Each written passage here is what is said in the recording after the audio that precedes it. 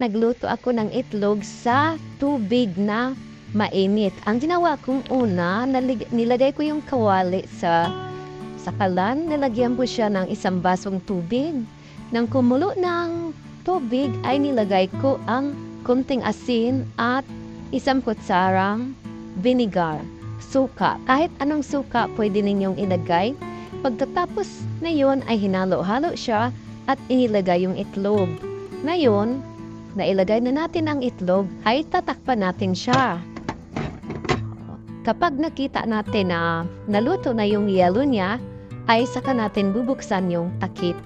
Okay? O kaya tingnan natin kung luto na siya, ay pwede nang hanguin at ilagay sa plato.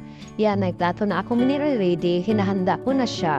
Ngayon hihintayin natin ng mga 2 minuto o kaya 3 minuto ay ready na yan. Okay, maraming salamat. Kung makikita natin, kumukulo siya. Kung gusto ninyo nang hindi masyado luto yung yelo o yung yelo ng itlog, ay pwede nang hanguin. Pwede na siyang tanggalin. Kaya tingnan natin. Ayun. Ayun siya, pwede na. Pwede na siyang tanggalin. Pwede na natin patayin ang apoy.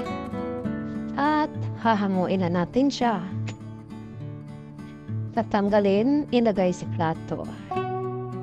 Ayun, nakikita ninyo. Pero kung gusto ninyo na lutong-luto talaga yung yelo, ay lutuin nyo pa ng 2 minuto. Sa akin, okay lang yan. Hindi siya masyadong luto. Gusto ko malasado lang. So, ayan na siya. Okay, tapos na. At pwede na tayong kumain. Ayan, malasado siya. Yan ang gusto ko sa itlog. Kayo na ang bahala kung gusto niyong lutong-luto talaga yung itlog ninyo. Okay, sige, kain tayo. Maraming salamat sa inyong panonood.